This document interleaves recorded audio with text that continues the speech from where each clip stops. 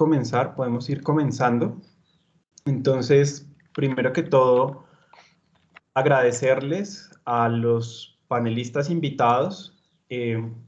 Para mí, ustedes han sido grandes maestros, compañeros de trabajo y amigos, y pues en nombre de la Universidad de La Sabana, tenerlos aquí es un gusto. El día de hoy como como moderadora me acompañará Daniela Neira, abogada de la Universidad Javeriana y estudiante de la maestría en Derecho Constitucional de la Universidad de La Sabana. A nuestro público presente le solicitamos a todos mantener la cámara y el micrófono apagado en todo momento. Nuestros panelistas serán los únicos que tendrán la cámara y el micrófono encendido, y al final del conversatorio tendremos un espacio para preguntas. ¿Listo? Entonces, Daniela, por favor, tienes la palabra para introducir a nuestras invitadas. Claro que sí. Bueno, buenas tardes a todos. En primer lugar, quiero introducir a la profesora Raquel Sarria Acosta. Raquel es abogada y politóloga de la Universidad de La Sabana. Además, es estudiante de último semestre de maestría en Derecho Constitucional de la Universidad de La Sabana. En la actualidad se desempeña como profesora de la Facultad de Derecho y Ciencias Políticas de la Universidad de La Sabana. Bienvenida, profesora Raquel. También, como segunda comentarista, tenemos a la doctora Ángela Páez Murcia. Ángela es abogada de la Universidad del Rosario, con maestría en Derecho Administrativo de la misma universidad y doctorado en Administración Pública de la Universidad de Kansas. En la actualidad se desempeña como profesora de la Tennessee State University. Bienvenida. También nuestro panel estará integrado por el doctor Juan Carlos Esguerra. Juan Carlos es abogado de la Pontificia Universidad Javeriana con especialización en ciencias económicas de la misma universidad y maestría en Derecho de la Universidad Coronel. Fue secretario general y viceministro de Comunicaciones, delegatario a la Asamblea Nacional Constituyente de 1991, ministro de Defensa Nacional, embajador de Colombia ante el gobierno de Estados Unidos y ministro de Justicia y del Derecho. En la actualidad es miembro de la Cámara de Comercio de Bogotá, la Cámara de Comercio Internacional de París y la Academia Colombiana de Jurisprudencia, y adicionalmente se desempeña como socio en la firma Esguerra Asesores Jurídicos y profesor de Derecho Constitucional en la Pontificia Universidad Javeriana. También nos acompaña Nicolás Esguerra Miranda. Nicolás es abogado de la Universidad Javeriana con especialización en Derecho Público de la Universidad del Externado. Además, es cofundador y miembro de la Junta Directiva de Colombian Very Young Arbitration Practitioners, y en la actualidad trabaja en la Corte Constitucional de Colombia y es profesor de Derecho Constitucional de pregrado y posgrado en la Pontificia Universidad Javeriana. Nicolás fue admitido para iniciar sus estudios en la Universidad de Yale prontamente, y para nosotros es un gusto tenerlo acá con nosotros y encontrarnos nuevamente. Entonces, muchas gracias a ustedes por estar acá.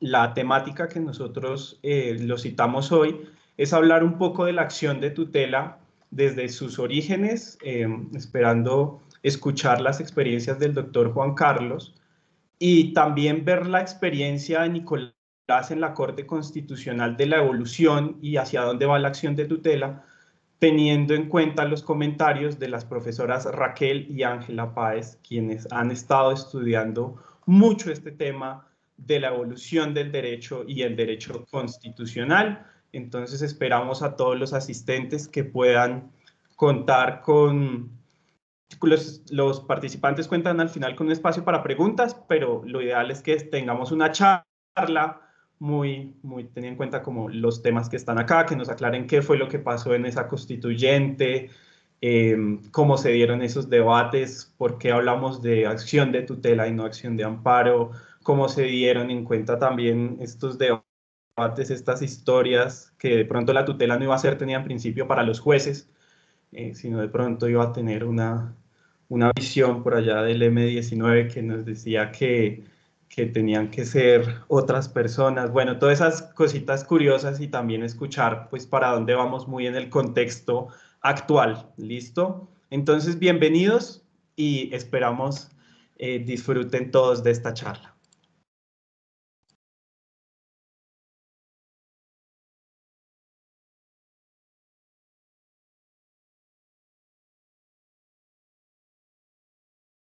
Entonces, para comenzar, nos gustaría darle la palabra al doctor Juan Carlos, que nos cuente cómo fue ese proceso y su experiencia como delegatario en la constituyente, particularmente en la acción de tutela.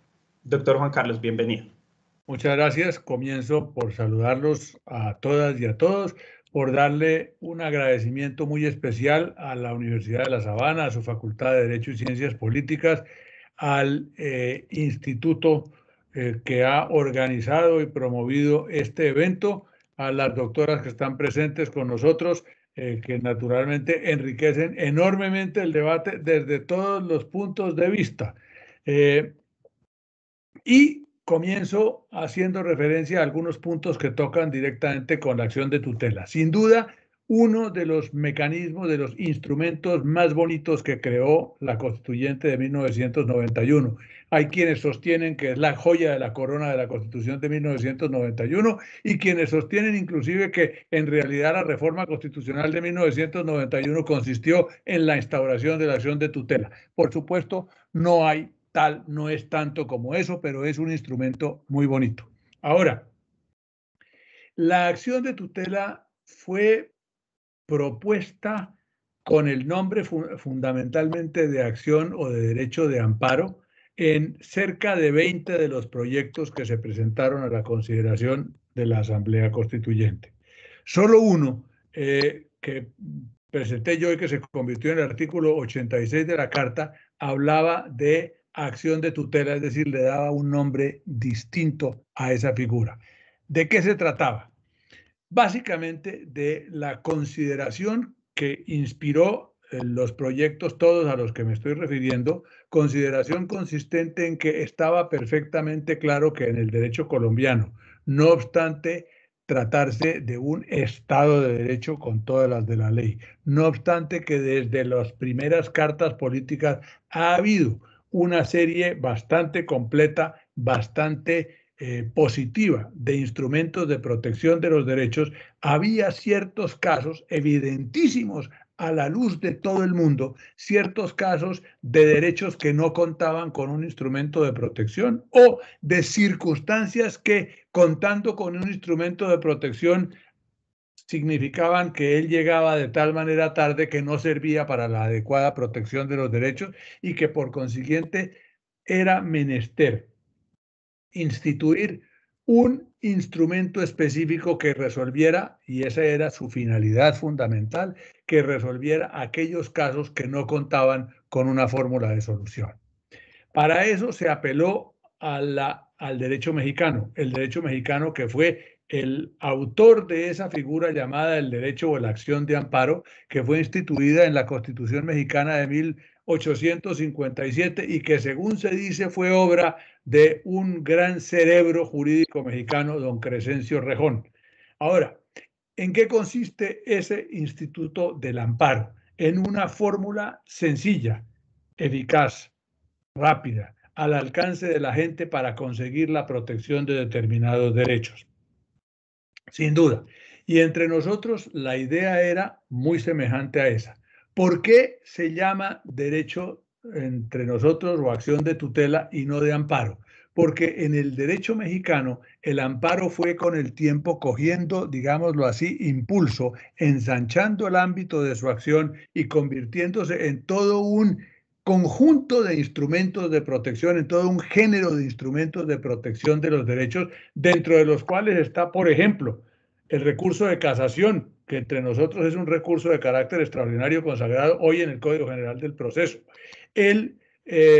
La acción ejecutiva, que es también una acción específica consagrada en el Código General del Proceso y que en el derecho mexicano forman parte de esa institución del amparo. Entonces, el amparo se convirtió en un conjunto de instrumentos de protección y lo que se quería era no incorporar una figura que pudiera significar una especie de choque entre unos y otros instrumentos, un enfrentamiento de unos y otros instrumentos, sino que simplemente se llenara con la figura que íbamos a incorporar, se llenara el hueco que había entre nosotros de la posibilidad de darle protección a aquellos derechos que no contaban con una fórmula de protección. Y entonces por eso se quiso, desde luego, repito, no para renegar del ancestro mexicano, ni mucho menos, sino para destacar esa condición específica de nuestro instrumento de protección frente a la condición ahora genérica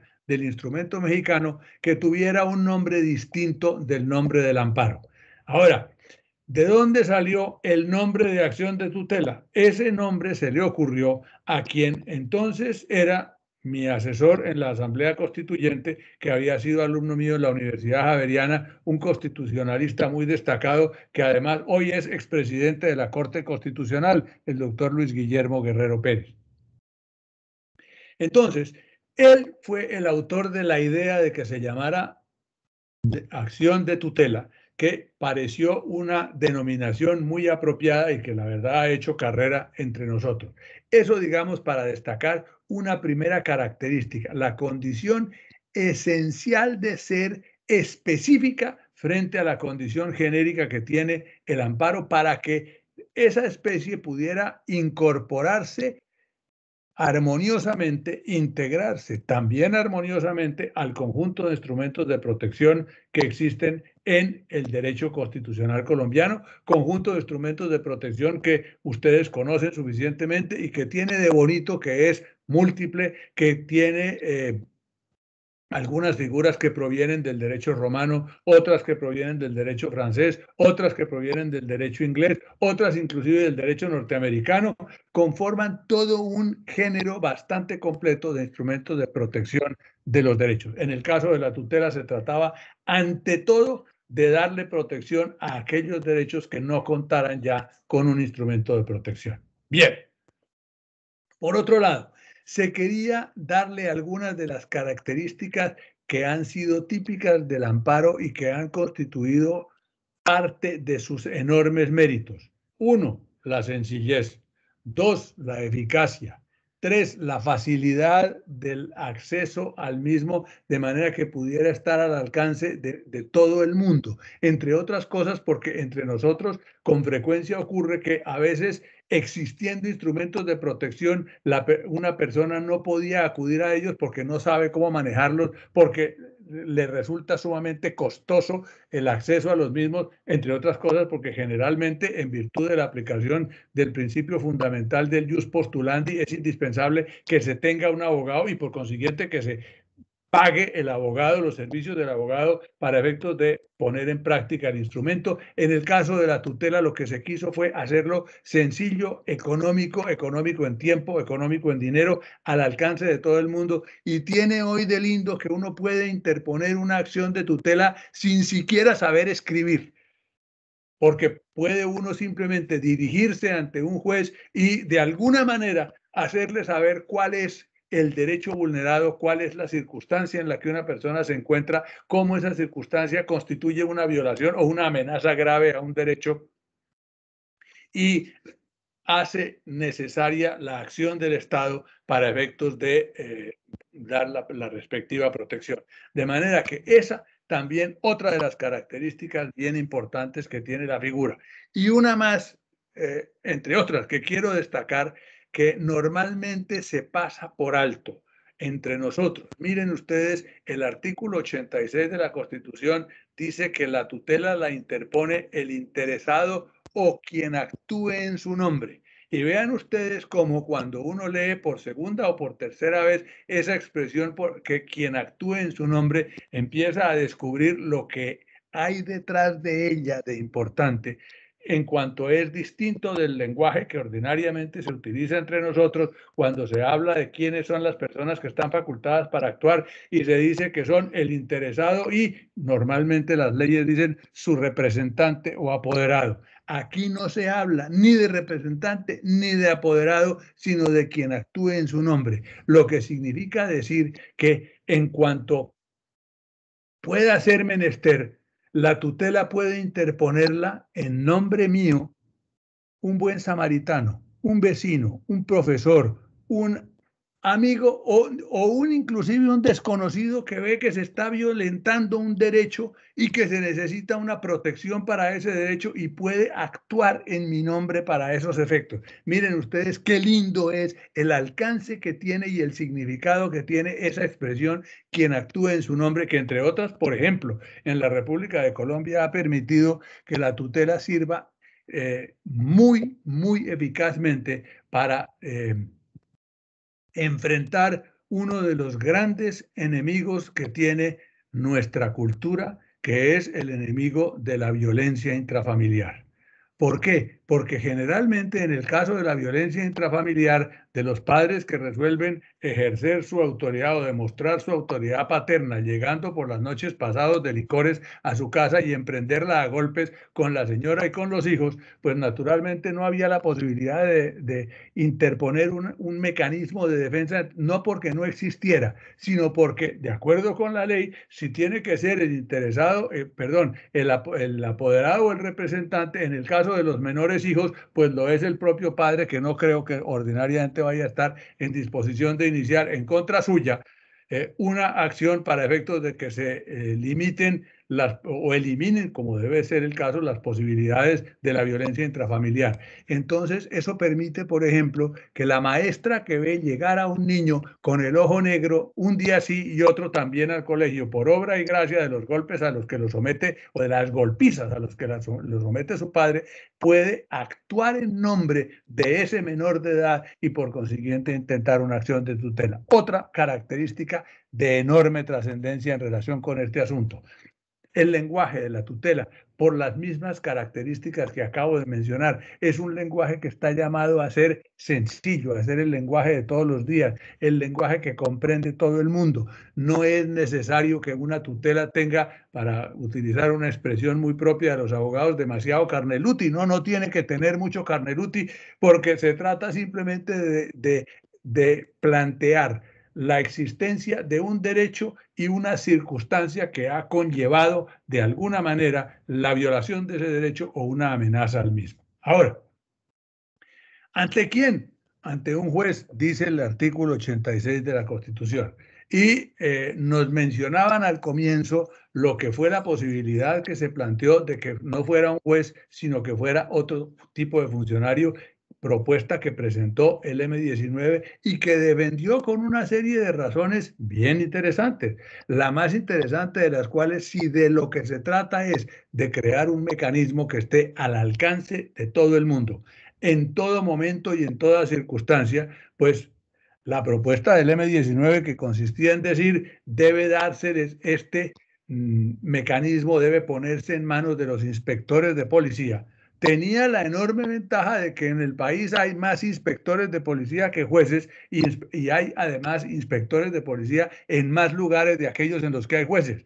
Por ejemplo, en Castilletes, Guajira, el último de los extremos del territorio nacional, allá no han visto un juez ni por asomo jamás en la vida. Y sin embargo hay un inspector de policía que es la presencia del Estado, la autoridad del Estado, y eso tiene una lógica. Al final se optó por los jueces, pero no por lo de jueces que tienen los jueces en el sentido de el ejercicio o la investidura de la potestad jurisdiccional, sino básicamente por la confianza que se puso en su buen juicio, en su objetividad, en su ecuanimidad, en su independencia, en su formación, pero especialmente en aquello que destaqué en primer lugar, el buen juicio que debe caracterizar a un juez de la República para el manejo de este instrumento.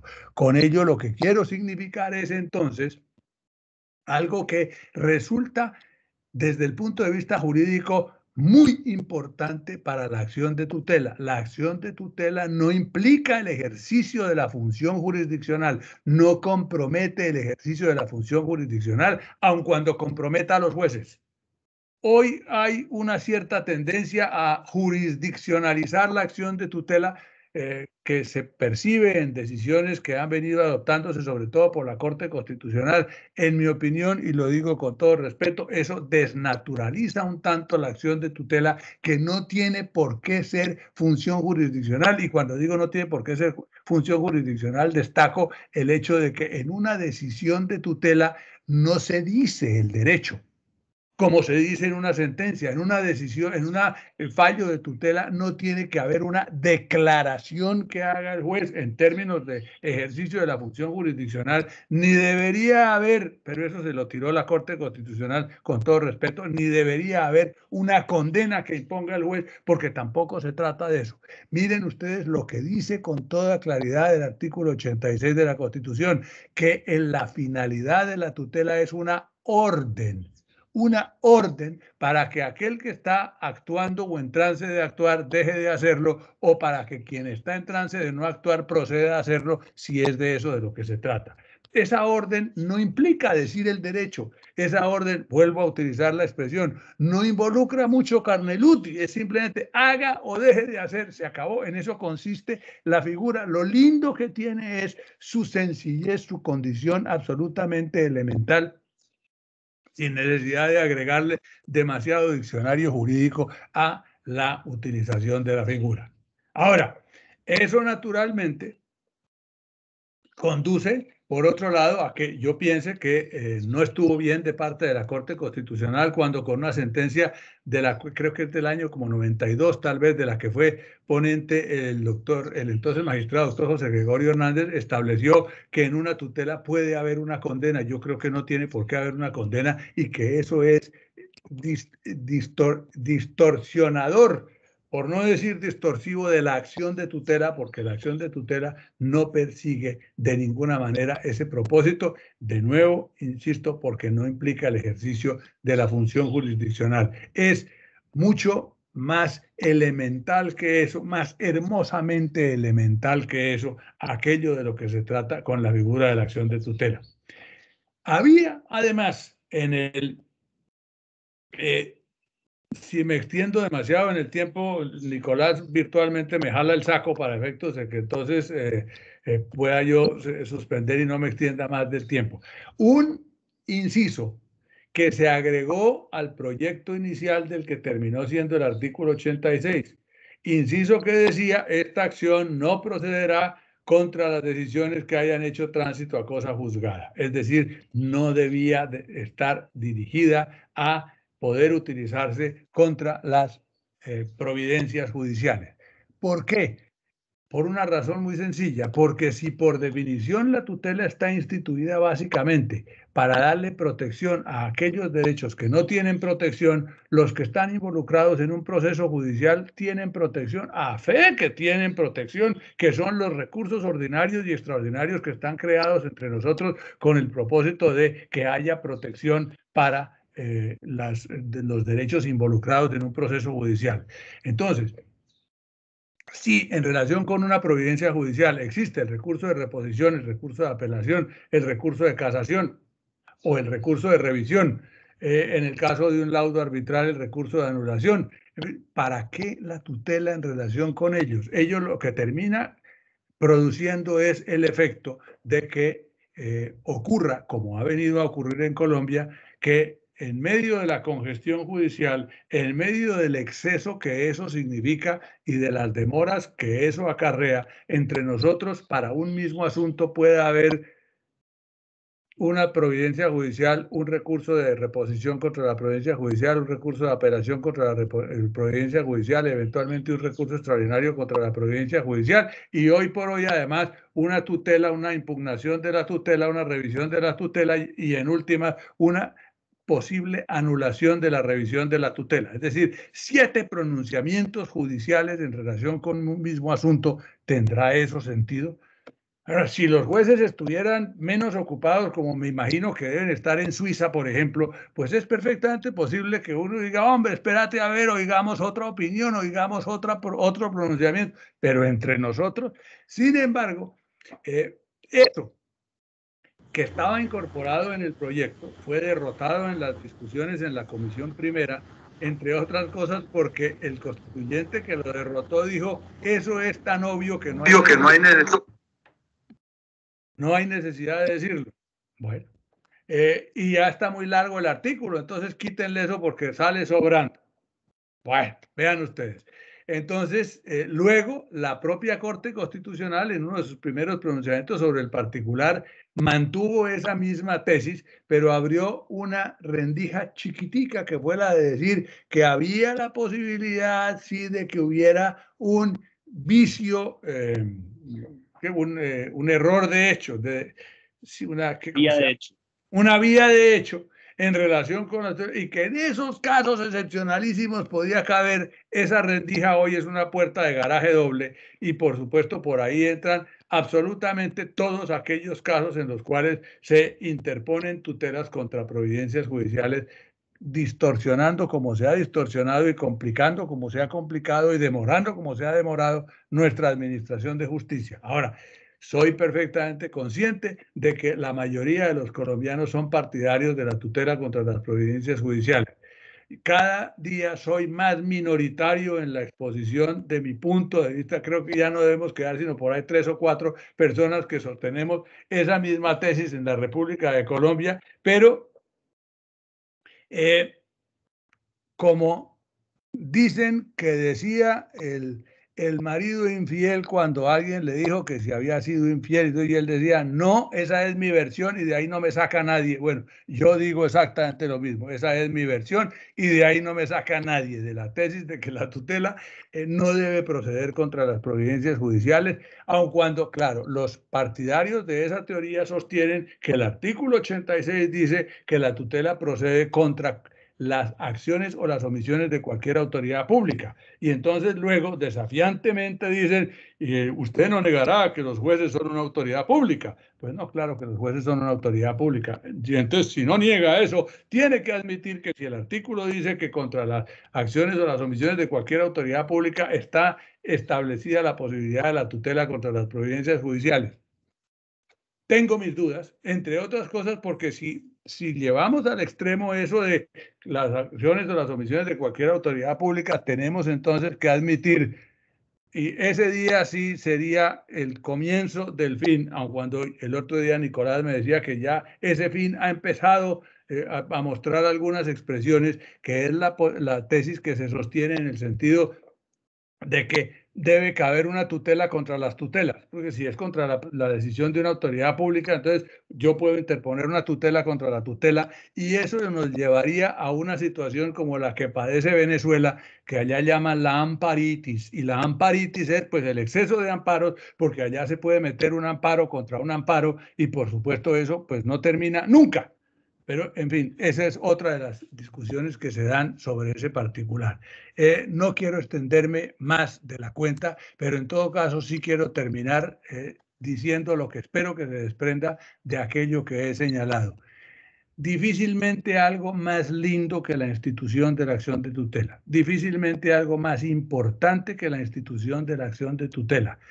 Precisamente en razón de aquellas características que uno podría considerar que la hacen como de menor cuantía. Eso no tiene mucho derecho, eso no tiene, como lo dije antes, no tiene demasiado carnet, eso es lo que tiene de lindo, porque se puede interponer ante cualquier juez, por cualquier persona, en cualquier momento, respecto de una situación en relación con la cual no haya la posibilidad de la protección de un derecho, para conseguir la protección de ese derecho, incluso como ha ocurrido en algunas oportunidades, en aquellos casos. Tenemos un comentario de la profesora Raquel. Señora. No sé si igual esperar para que usted no se sienta ahí hablando solo, doctor Juan Carlos. Yo quisiera hacerle preguntas respecto precisamente de ese alcance.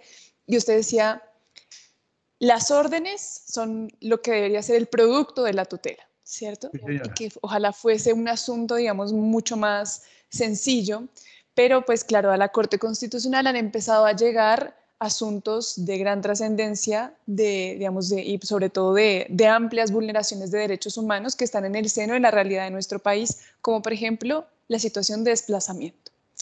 ¿Qué hacer con esos? Si realmente es un asunto más sencillo, cuál es su perspectiva y luego, por supuesto, la del doctor Nicolás cuando hable ya desde su perspectiva en la Corte, pero de esas órdenes que ya no son sencillas, sino que son estructurales, tal y como lo ha llamado la Corte, y que además empiezan a tocar los nervios de la relación de los jueces con las autoridades administrativas, incluso de ejecución del presupuesto, ¿no? Entonces, de pronto, como para seguir escarbando en ese tema, sobre todo en una realidad tan compleja como la nuestra.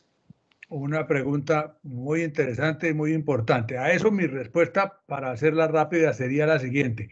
Uno, en la medida en que se tratara de una situación o de una circunstancia en relación con la cual no hubiera entre nosotros otro instrumento de protección de los derechos, debe proceder la tutela sin lugar a la menor duda. Y si la tutela tiene que ser un tanto más compleja, la orden tiene que ser un tanto más compleja, profundizar en algunos aspectos culturales, jurídicos, sociopolíticos, etcétera, etcétera, me parece que nada se opone a que eso ocurra. Pero con frecuencia lo que sucede es que se ha utilizado la tutela para porque es más rápida que otros instrumentos, no obstante existir instrumentos que son mucho más adecuados, el latinajo sería más ad hoc para resolver una determinada situación. De eso no cabe la menor duda. Pero en todo caso, si no hubiera otra posibilidad, debe poder utilizarse la tutela, y es que esa es la esencia misma de la tutela, para cuando no hay otro instrumento o ese otro instrumento no llegaría a tiempo para evitar un perjuicio irremediable. Esa es mi respuesta, no sé qué diga Nicolás. Tenemos, sí, ahora la respuesta de Nicolás y también tenemos a la doctora Ángela en turno. Muchas gracias. Justamente el asunto que plantea la doctora Raquel es lo que me lleva a mí a plantear una perspectiva diferente de la acción de tutela. Nosotros acabamos de escuchar en qué consistía la intención del constituyente. Creo que además es una de las grandes ventajas de tener una constitución joven, es que podemos no tener que acudir necesariamente a las gacetas, sino preguntarle directamente al constituyente cuál era su intención para poder desempolvar esa fuente de interpretación. Y acabamos de escuchar cuál era su intención y cómo está dispuesto o estructurada la arquitectura del artículo 86 de la Constitución. Y entonces la conclusión que una de las muchas conclusiones que uno podría derivar de esa intervención es que estamos ante como él me lo planteó cuando yo fui su alumno en el pregrado, estamos ante un rompecabezas de instrumento de protección de derechos, en donde la pieza faltante era la acción de tutela. Y es por eso que esa pieza está estrictamente delimitada con unas características que la harían residual o, como nosotros decimos, subsidiaria únicamente para la protección de los derechos constitucionales fundamentales, que termina en una orden para que actúe o se abstenga de hacerlo la autoridad que está vulnerando los derechos fundamentales. Y entonces uno podría salir de ahí con una visión minimalista de la acción de tutela. Y después viene, como lo que estamos viendo en el 2021 o como nos acaba de plantear la doctora Raquel, la existencia de sentencias en donde la Corte se refiere a la situación de la población desplazada en Colombia. O, para citar una más reciente, del 6 de junio, la Corte cita una audiencia para hacerle un seguimiento a la situación de desnutrición de los niños Wayuu. Y entonces empieza uno a ver una perspectiva muy diferente. Empieza uno a identificar un mecanismo muy diferente, y ese es del cual quiero hablar yo, que es el que me ha tocado en estos años en la Corte Constitucional. Porque es que yo ya veo a la acción de tutela, esto yo ya no lo estoy diciendo como debería ser, acá yo estoy planteando es un cómo es. La acción de tutela se convirtió en una plataforma para propiciar cambios sociales en Colombia. Entonces, dejó de ser simplemente ese instrumento de protección específicos para un derecho constitucional concreto y se convirtió en esa plataforma por medio de la cual se legalizó el matrimonio por parte de parejas del mismo sexo, o se consagró el derecho fundamental al agua potable, se declaró un estado de cosas inconstitucionales en materia carcelaria. Y entonces esto va creciendo y creciendo y creciendo y se va convirtiendo la tutela entonces en una plataforma para propiciar cambios sociales. Y a eso le sumo un elemento adicional. Se convierte también el juez constitucional y en particular la Corte Constitucional en ese arquitecto que diseña los cambios sociales. Todavía no estoy calificando si eso es bueno o malo. Por ahora quiero es plantear esa realidad de lo que es. Y me gustaría acá identificar cuáles son las razones que llevaron o que nos han llevado a donde estamos. Por una parte, las características de la Constitución de 1991, ¿no? Una constitución estructurada a manera de principios, con unas cláusulas abiertas que obligan a que el juez concrete esos contenidos cuando está resolviendo los casos concretos. Y entonces ahí, a diferencia de lo que hablábamos ahorita de no se requiere mucho carneluti, pues ahora lo que se convierte es en un juez que determina que por medio del carneluti empieza a llenar de contenido las cláusulas constitucionales y a decir qué significan. De nuevo, reitero, no estoy diciendo si eso debería o no debería ser así, sino que eso es así. Por eso, además, en esas órdenes de las que hablábamos ahorita, no se compaginan las sentencias de 400 páginas que estamos leyendo de la Corte Constitucional. Ahí sí me atrevo a decir algo que no debería ser así. Pero entonces, como les decía, esa estructura de la Constitución. Y por otra, el hecho de que los derechos fundamentales sean indeterminados y de aplicación inmediata. Y entonces eso también genera unas consecuencias muy interesantes que son, el juez tiene que concretar el contenido para los casos concretos.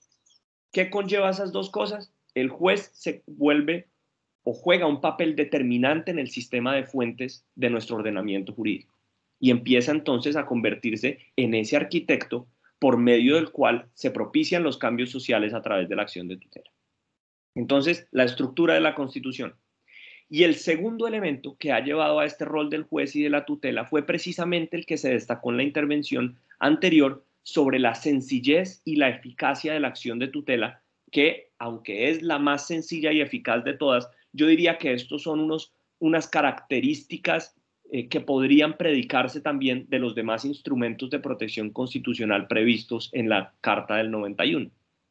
Y entonces, estos diseños procesales que son fáciles, poco costosos,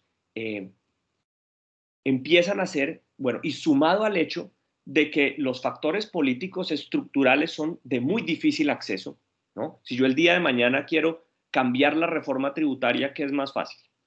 Irme a buscar firmas, irme a buscar un senador que me promueva una nueva reforma tributaria o interponer una acción pública de inconstitucionalidad.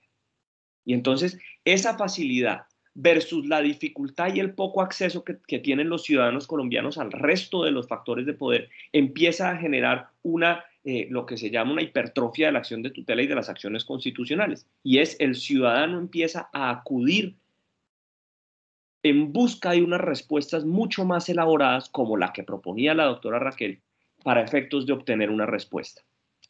Y esto, sumado a los enormes poderes que tiene el juez de tutela y al juez constitucional en general, llevan entonces a explicar por qué estamos hoy en día hablando de que esa pieza pequeña de un gran rompecabezas ya va por más de 7 millones de tutelas. ¿Y por qué estamos recibiendo 13.000 tutelas a la semana?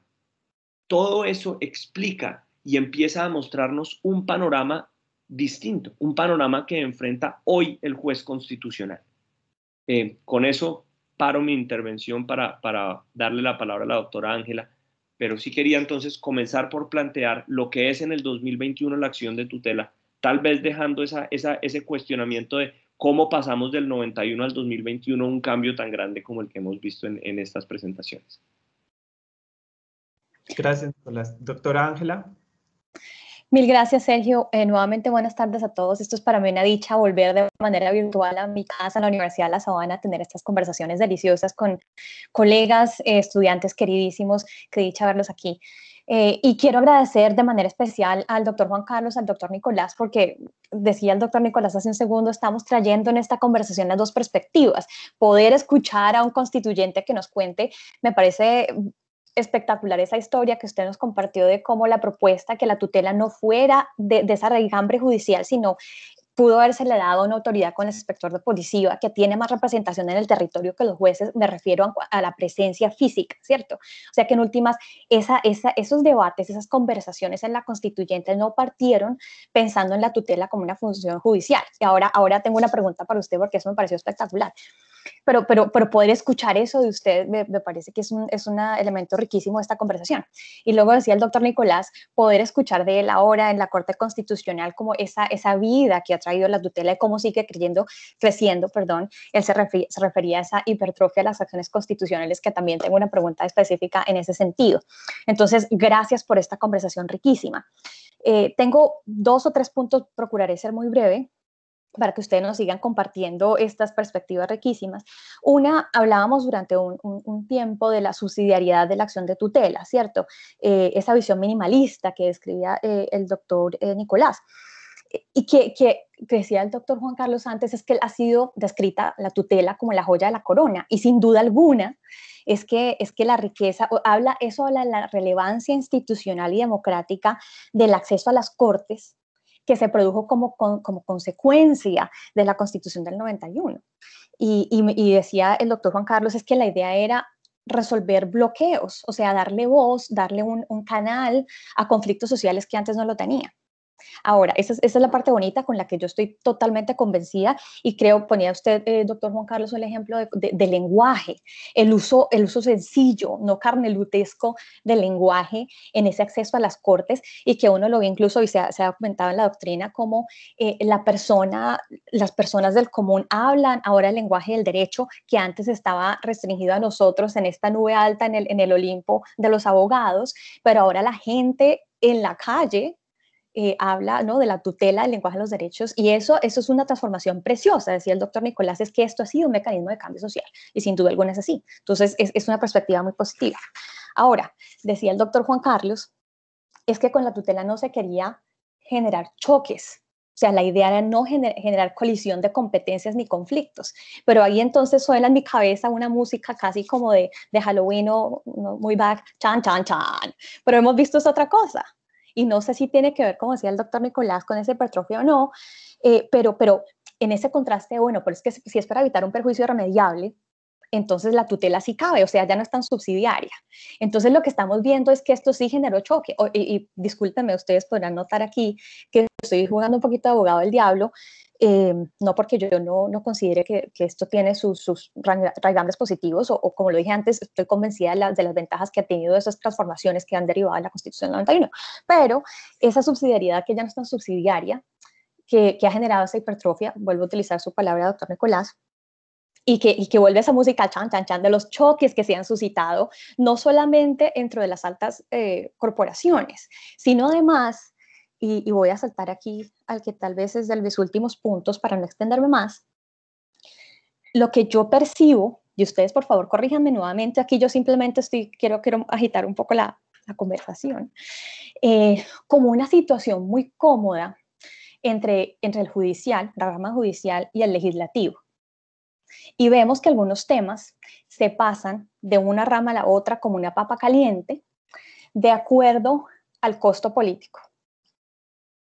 Y ya les digo por qué. Y yo aquí, o sea, ustedes escucharon mi hoja de vida, yo fui formada abogada, administrativista, y luego salté la barca y me pasé a la administración pública, entonces estoy aquí además con personas que tienen experiencia en todos esos temas. Doctor Nicolás, usted está ahí en lo que es el derecho constitucional vivo puro en este momento. Doctor Juan Carlos, toda su experiencia en la administración pública, o sea que aquí yo vengo a aprender lo que ustedes puedan compartir conmigo.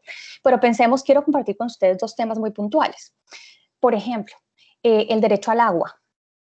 Por vía de acción de tutela hemos visto jurisprudencia bien interesante que ha resuelto problemas de personas, problemas reales.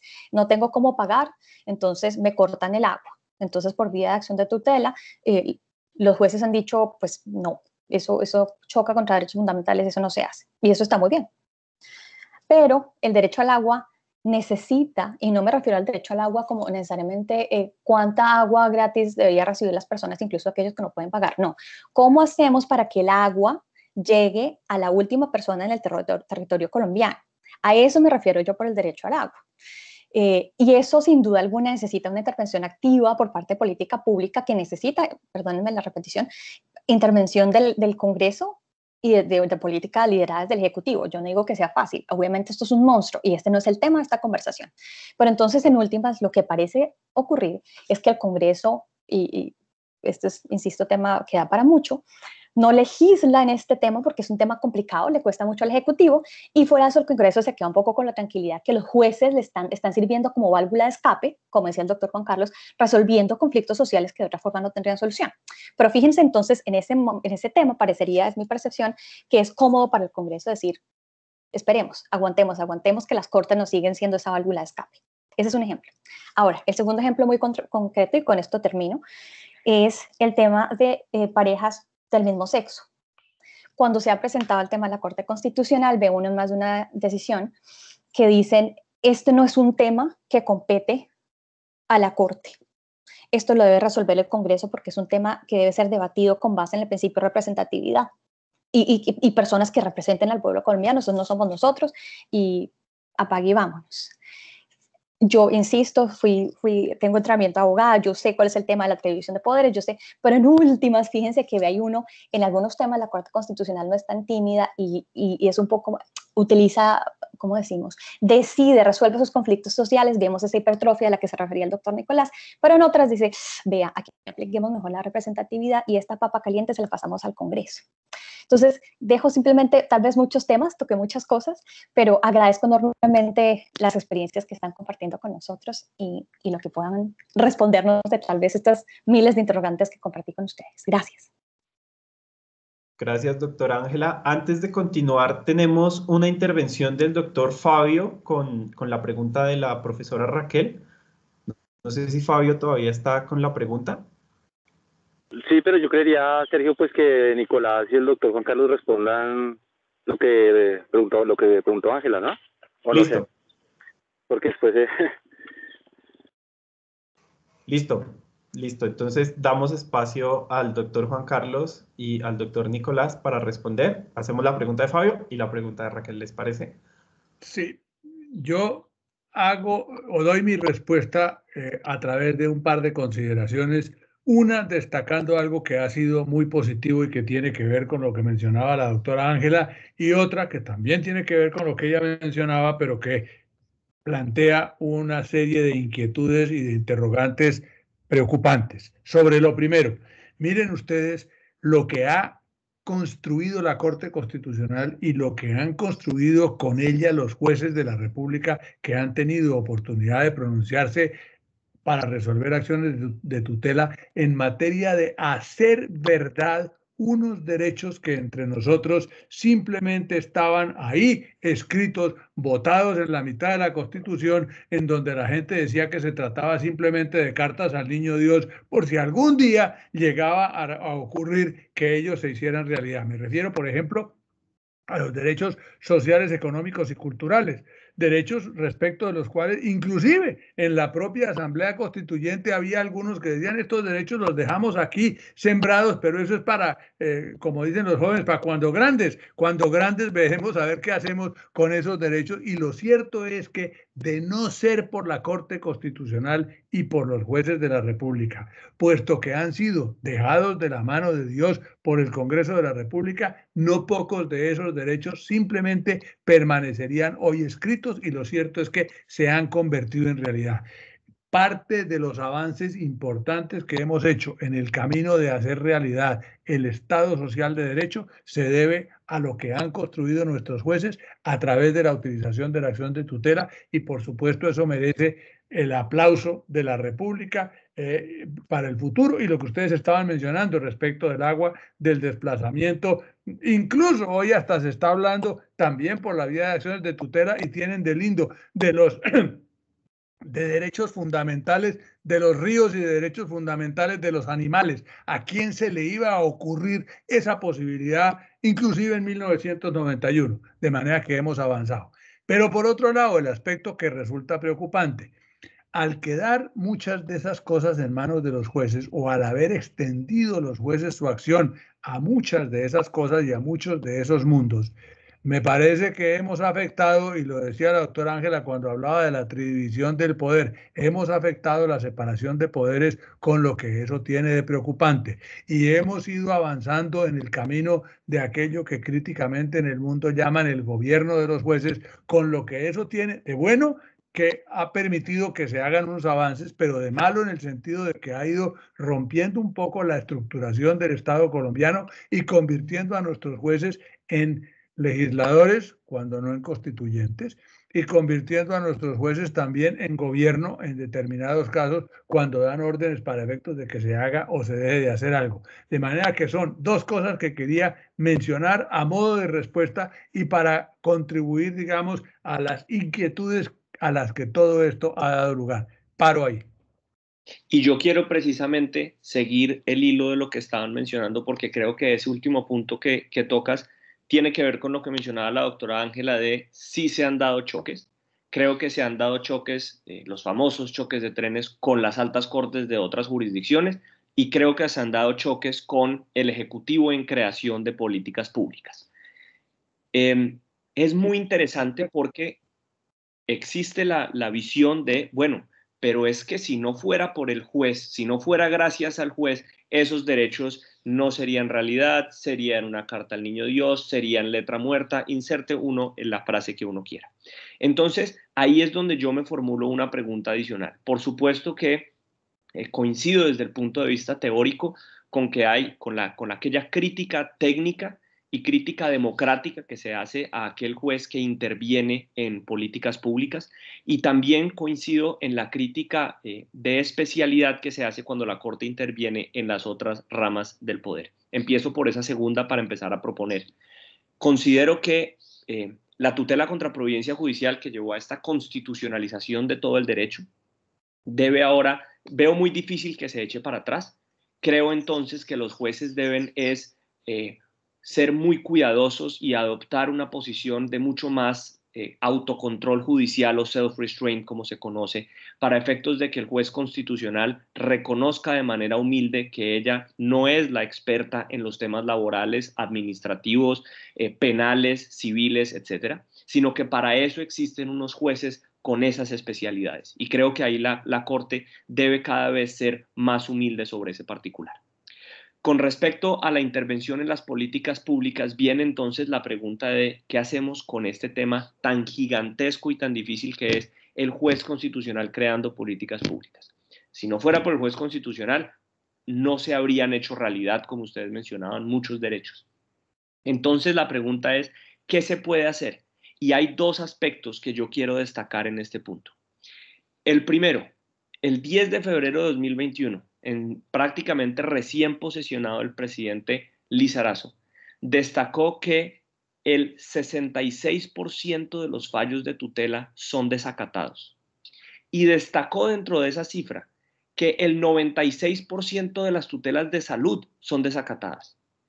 Entonces, el gran reto ahorita, así como en el 91 lo fue crear un instrumento para proteger derechos, creo yo, el gran reto ahorita es cómo vamos a diseñar los mecanismos existentes para hacerlo realidad y para que aún con la sentencia del juez, amparando un derecho, se hagan realidad.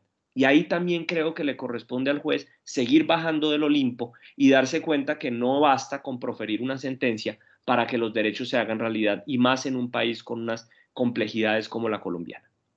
Y esto precisamente tiene que ver con lo otro que quiero mencionar, y es la Corte Constitucional ha ido desarrollando en algunas sentencias, y creo yo cada vez más, instrumentos para propiciar el diálogo al momento de tomar decisiones. Entonces, ya no es juez, no cree políticas públicas o no ampare derechos económicos, sociales y culturales, sino juez busque alternativas que suplan o que respondan a la crítica democrática y a la crítica técnica para efectos de que se hagan realidad estos derechos, pero sin que eso implique o un desconocimiento de conceptos técnicos que impidan la realización de unas políticas públicas, o que implique pisarle los talones a otras autoridades. Y entonces el modelo de lo que se ha conocido como el constitucionalismo dialógico me parece que es algo interesantísimo para seguir desarrollando. Y de nuevo implica algo que destaqué en el punto anterior, y es la humildad del juez constitucional. Un juez muy poderoso, pero que tiene que ser consciente de sus limitaciones democráticas y de sus limitaciones técnicas, y cómo eso en un Estado social de derecho constitucional como el nuestro juega un papel determinante.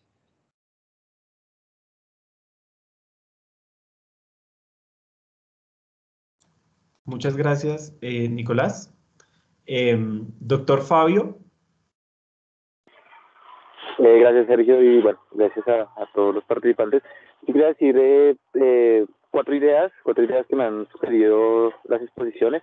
La primera que me llamó la atención y me marcó un tema que jamás en mi vida había oído y que se me hace muy iluminador, es la idea que nos sugirió el doctor Juan Carlos sobre la naturaleza no jurisdiccional de la acción de tutela. Yo eso nunca lo había pensado, la verdad. Y se me hace una idea muy iluminadora y creo que mucho más creativa de lo que se desarrolló en realidad después con la acción de tutela. Porque yo lo que estaba pensando cuando el doctor Juan Carlos explicó esto, yo me imaginé, claro, eso explica muchas cosas y le hubiera dado una potencia a la tutela que nunca logró desarrollar. Yo alcancé a pensar ya como la idea, no sé si el doctor Juan Carlos me puede corregir obviamente ahí, pero yo me imaginé que la idea original era darle un poder al juez que no era un poder judicial, sino un poder más de autoridad administrativa, casi como un poder de policía al juez.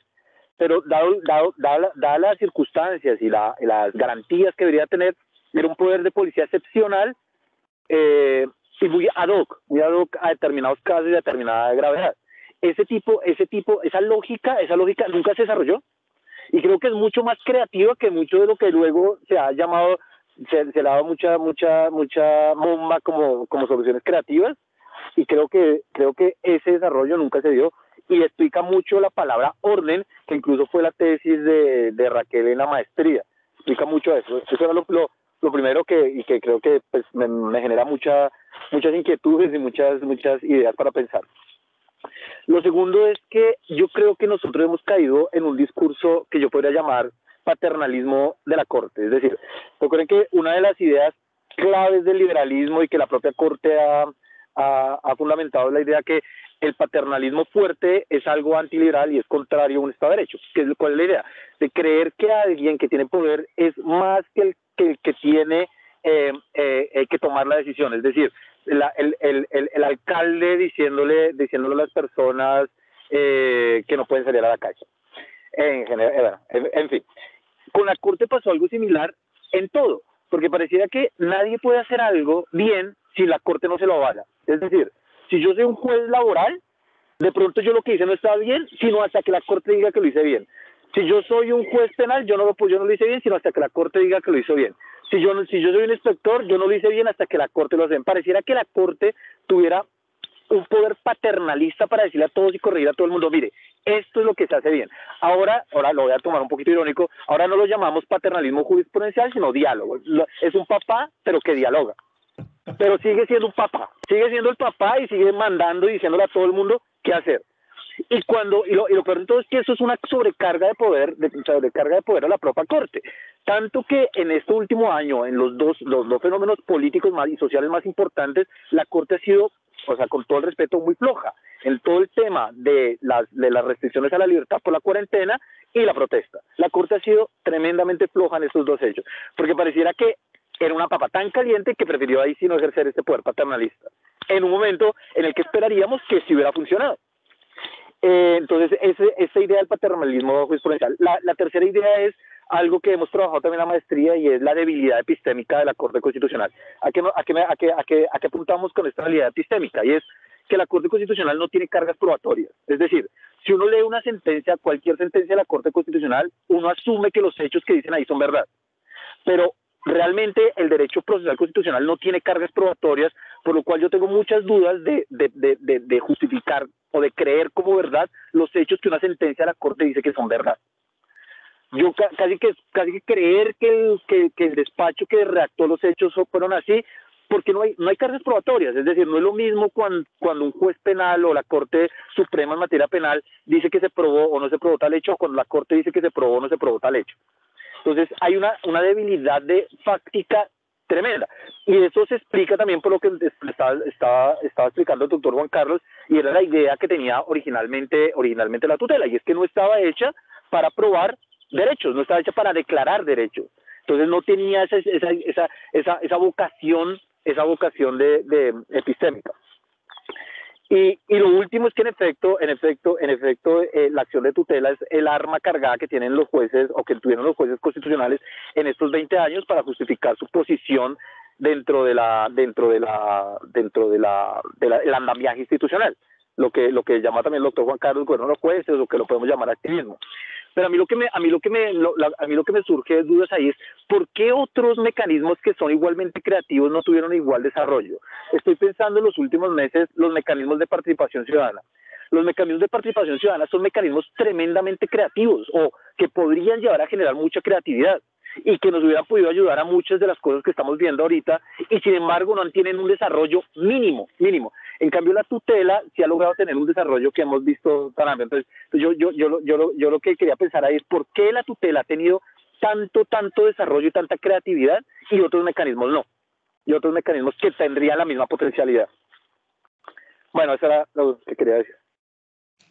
Gracias, doctor Fabio. Doctor Juan Carlos y de una Nicolás. vez para no listo. extendernos, ¿sí? Solamente es una que me parecía más muy interesante que la historia que, digamos, del nombre del evento, que sea la historia, digamos, de la Constitución. Al final es el desarrollo de sus instituciones, no solamente es el contar hechos puntuales, y que pues eso también es un intento que hicimos hacer en un libro en donde la doctora Ángela y el doctor Fabio y yo pues fuimos editores de eso, que ojalá luego pudiésemos compartir con el doctor Nicolás y el doctor Juan Carlos y el resto de los participantes, que pues nos parecería pues muy interesante. Y yo, adicionando a lo del doctor Fabio, respecto del alcance de la tutela, hay un tema que me pareció muy interesante, y es en la constitucionalización de la vida privada, que de pronto me salgo de las grandes órdenes, y no sé, doctor Juan Carlos, si de pronto de las intenciones otra vez del constituyente,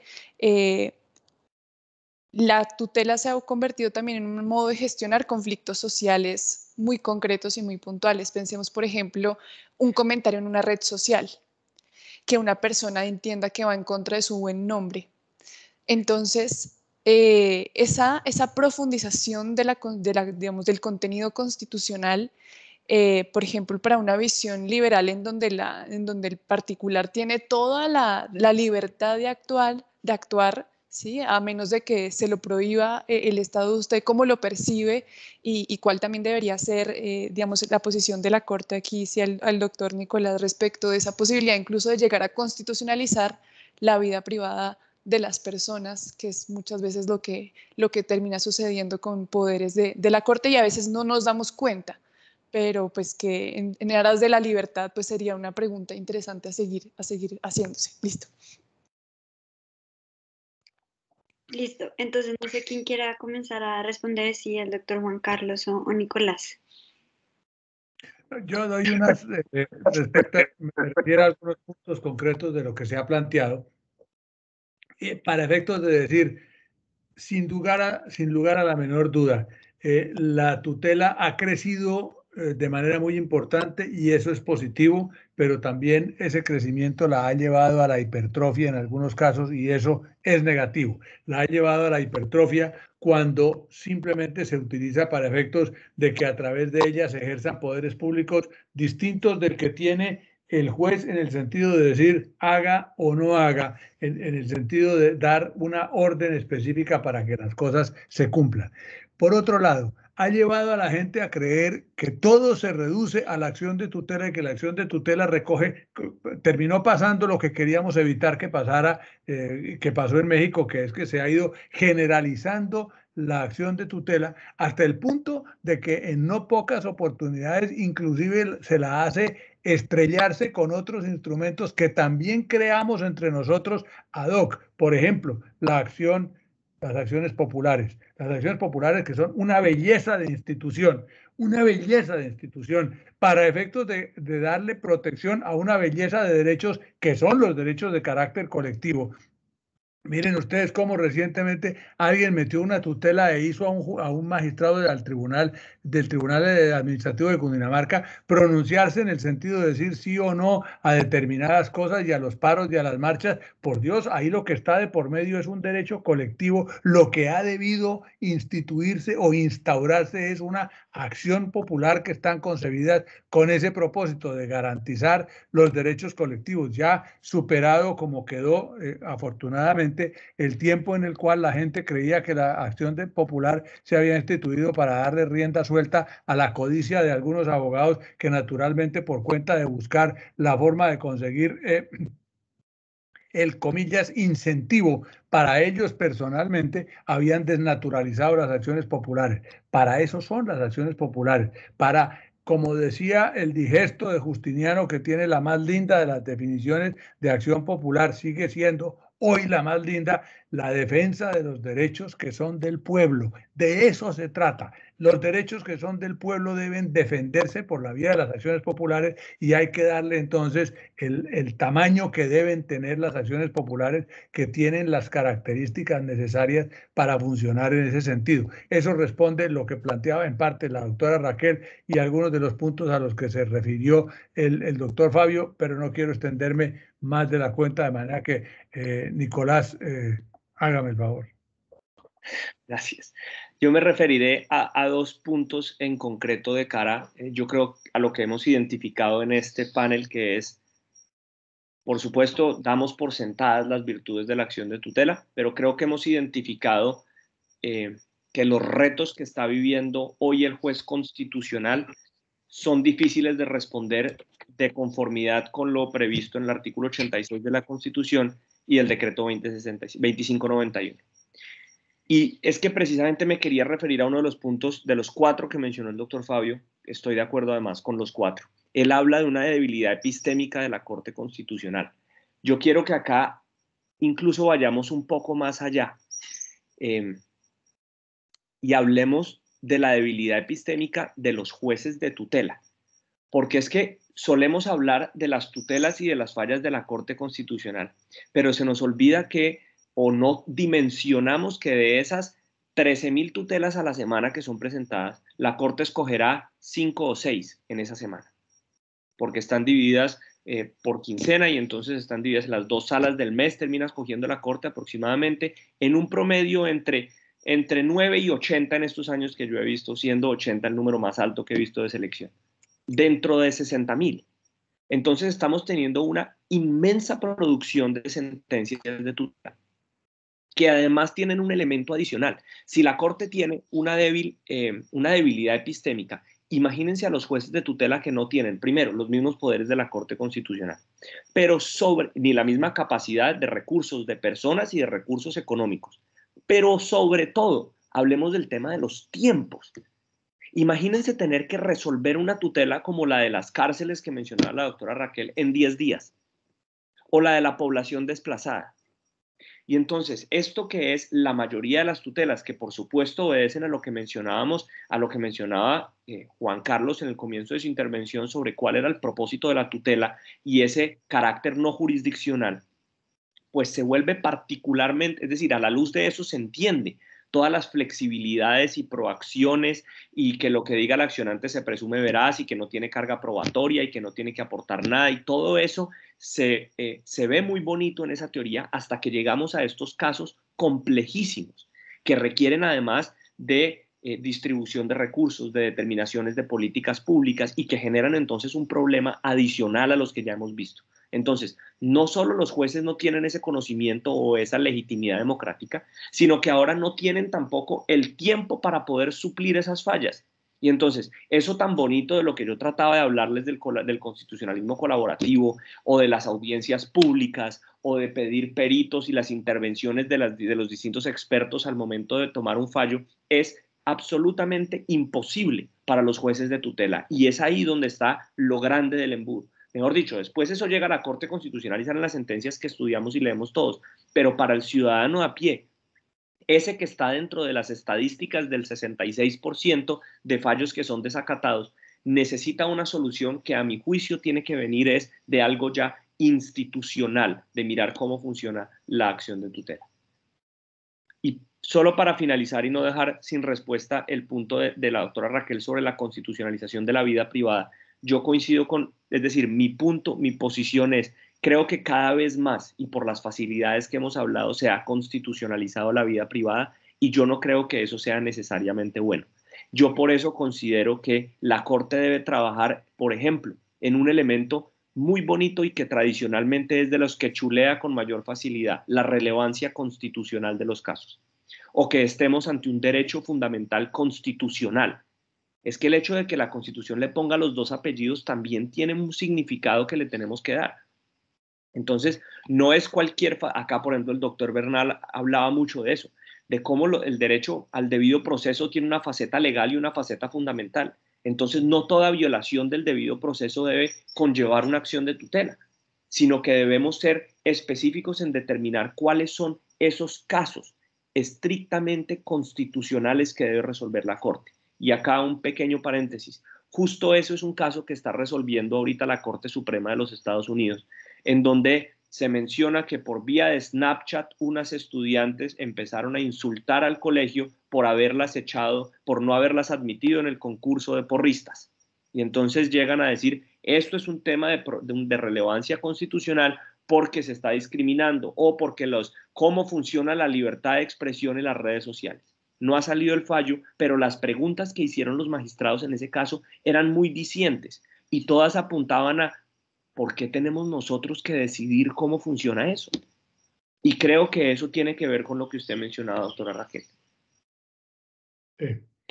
Sumado, agrego una frase al hecho que también es preocupante de que por obra y gracia de nosotros mismos, hombres y mujeres, esa constitucionalización de la vida privada ha venido dándose y ha venido en aumento porque nosotros mismos nos hemos encargado de convertir nuestra intimidad en un espectáculo en no pocos casos.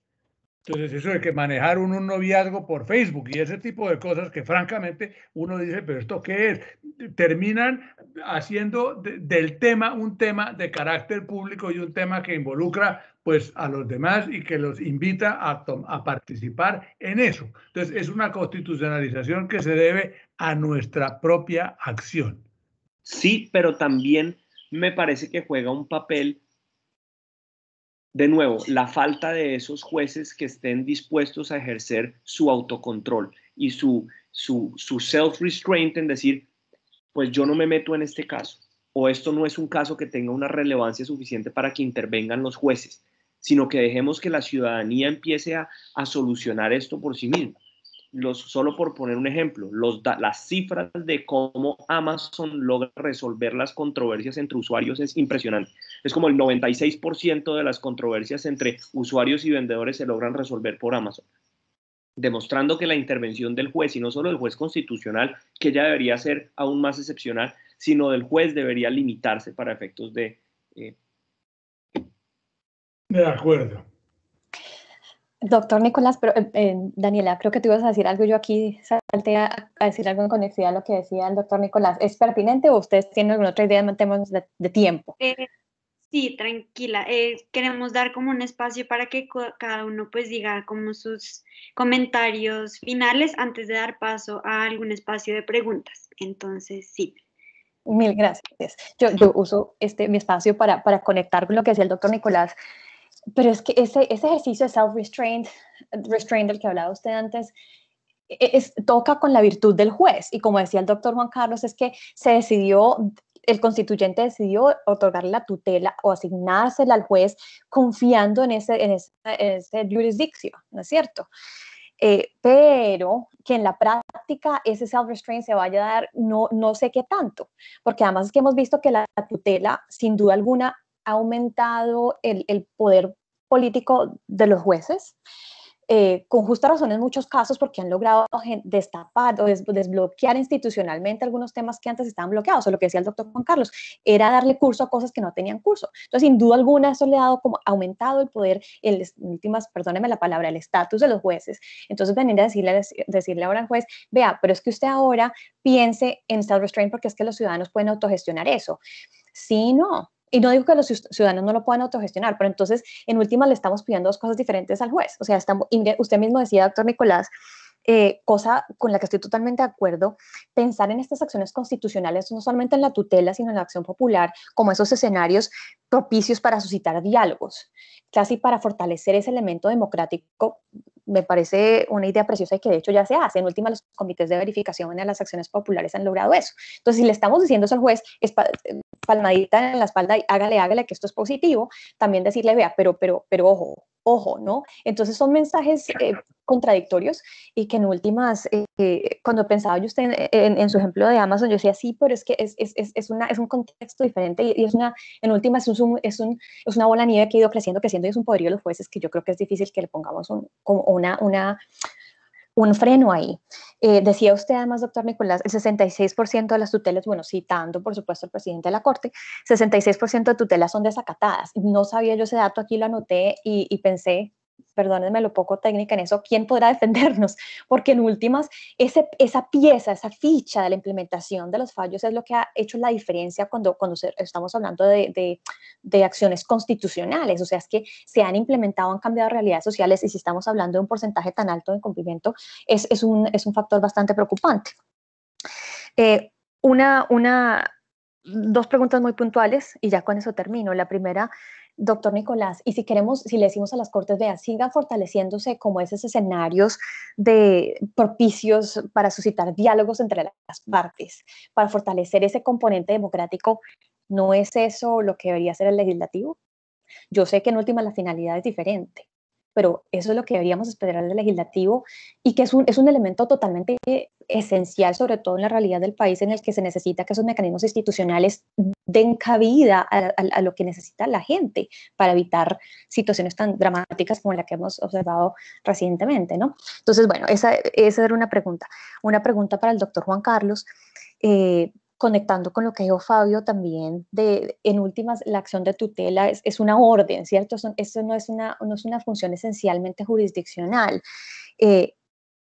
Y esto también es algo que yo no sabía, que en últimas esa era como la esencia que se había pensado para la tutela.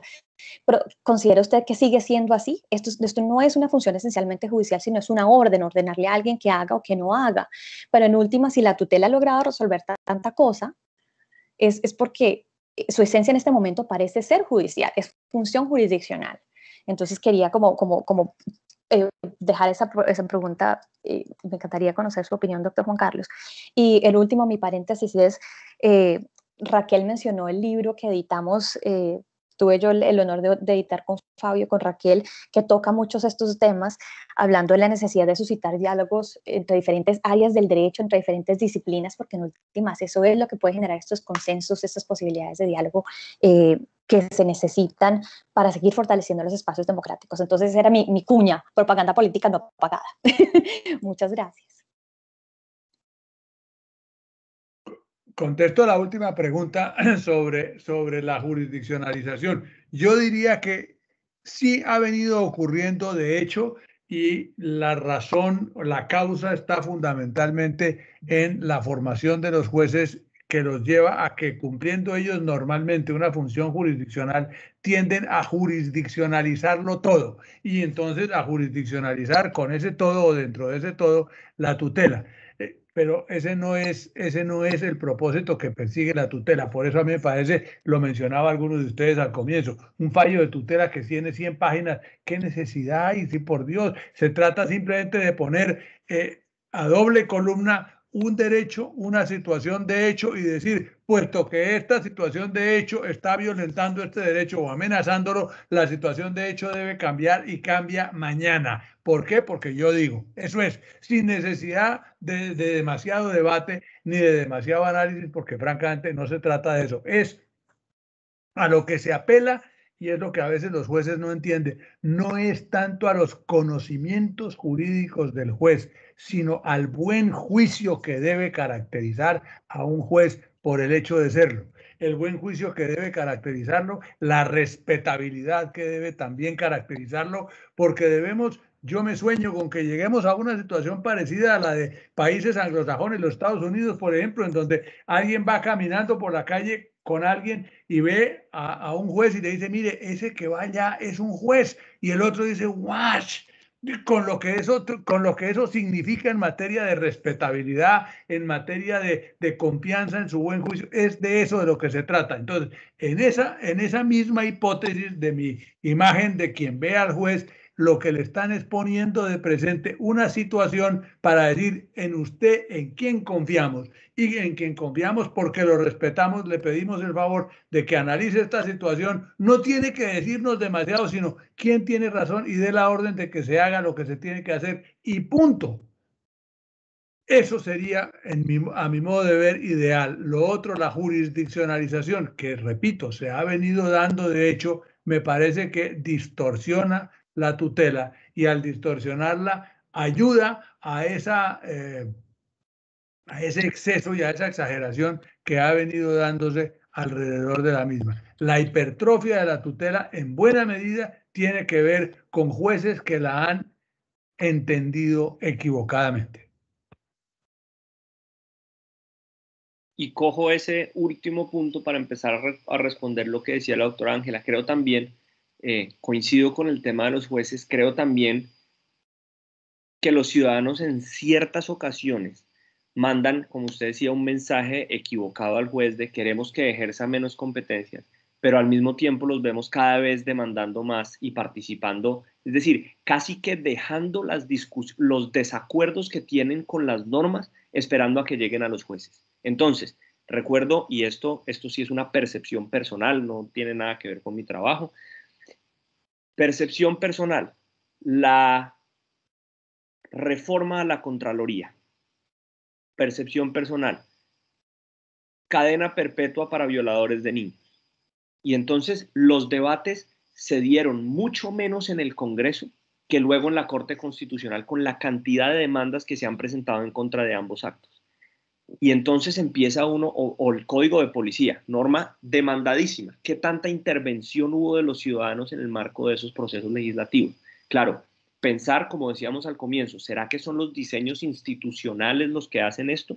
¿O que nos malacostumbramos? ¿O que, como decíamos ahorita, sabemos que los jueces nos van a responder a nuestras peticiones? En cualquier caso, creo que eso es un tema a tener en cuenta y un tema al momento de evaluar estos aspectos. Por ejemplo, recuerdo en el caso que trabajamos en su momento en el despacho con el doctor Bernal, muy sonado y muy criticado, del Tratado Bilateral Colombia-Francia. Y entonces, el primer punto era qué rol le corresponde al juez en esto. Y cuando entramos a pedirle pruebas al Congreso de cómo había sido el proceso deliberativo, lo que encontró la Corte es que había sido realmente muy bajo.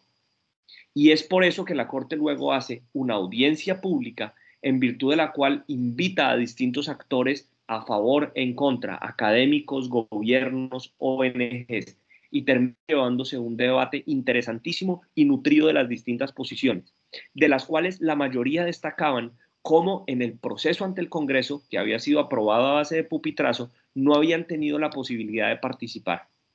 Y creo que eso entonces también, como decía doctora Ángela, manda un mensaje equivocado o por lo menos contradictorio al juez de, al fin, ¿qué hacemos con eso? Porque sí, como usted me hizo una pregunta, ¿no debería ser el tema deliberativo en lo legislativo? Comienzo por responder, por supuesto que sí. La pregunta que me hago yo ahora es, ¿qué debe hacer el juez cuando le llega un caso en el que evidencia que lo deliberativo no se dio en lo legislativo? Y ahí es donde yo creo que se vuelven los temas en donde nosotros debemos proponer. Mi punto ya para cerrar mis intervenciones en el día de hoy es, yo coincido con las críticas que se le formulan a los jueces, coincido con que se ha abusado de la acción de tutela y coincido en que hay casos en donde la tutela y el juez no deben intervenir. Mi pregunta ahora es, ¿será que lo que debemos hacer es juez no intervenga? O si va a intervenir, hágalo de determinada manera. Y ahí es donde yo invito a que la academia empiece a hacer esas propuestas de, bueno, ¿cómo debe hacer el juez si va a intervenir en políticas públicas? ¿Cómo debe el juez hacer si va a intervenir en temas que escapan a su competencia técnica? Y ahí es donde yo creo que las ideas que pueden aportarse son muy valiosas y terminarán al final fortaleciendo lo que se quiere, que es hacer realidad la Constitución y hacer realidad el Estado Social de Derecho.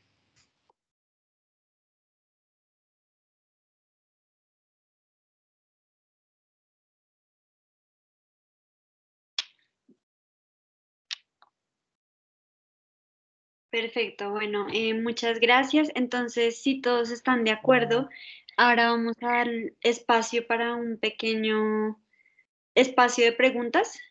Si todos están de acuerdo.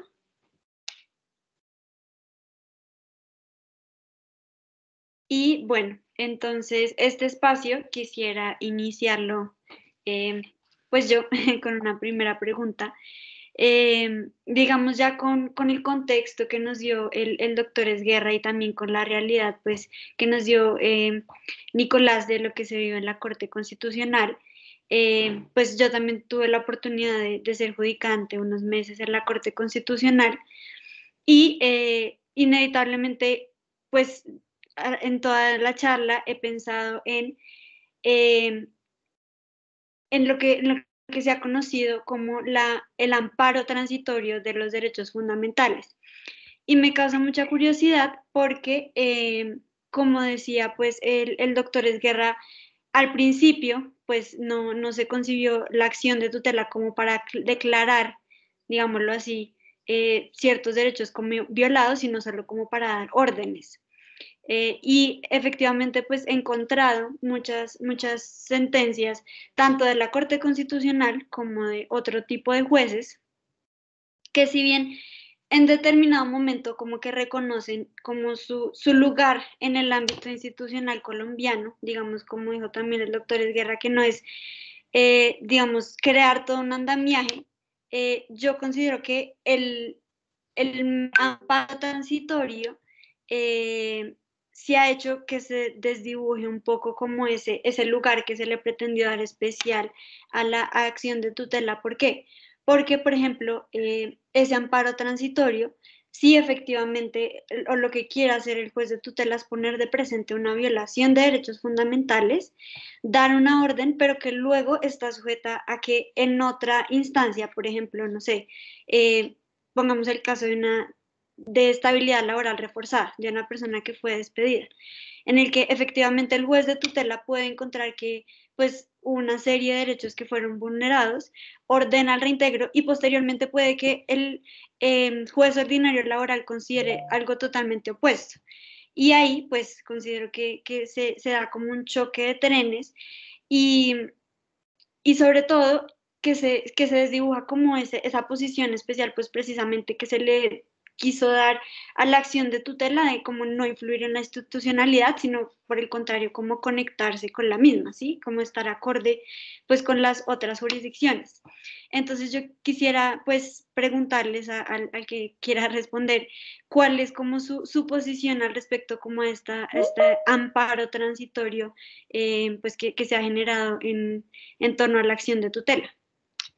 Esta circunstancia está expresamente prevista en la Constitución, de aquellos casos en relación con los cuales ella no tiene la función de ser un instrumento de protección de un derecho que no tiene instrumento de protección, sino de ser un instrumento de protección de un derecho que, teniendo instrumento de protección, resulta que él no llegaría a tiempo para evitar un perjuicio irremediable. En el fondo, esa tutela está haciendo las veces de una especie de medida cautelar, pero no se trata de que ella resuelva el fondo del asunto, porque el fondo del asunto tiene un camino procesal establecido en la propia Constitución o en otras leyes. Ese camino procesal puede ser, y con frecuencia es, una de las acciones contencioso-administrativas, por ejemplo, pero ese camino procesal tarda un tiempo y por consiguiente llegaría tarde, y entonces allí la tutela lo que hace es simplemente ser, repito, una especie de medida cautelar, pero no puede ser utilizada para resolver el fondo mismo del asunto, porque entonces terminaría siendo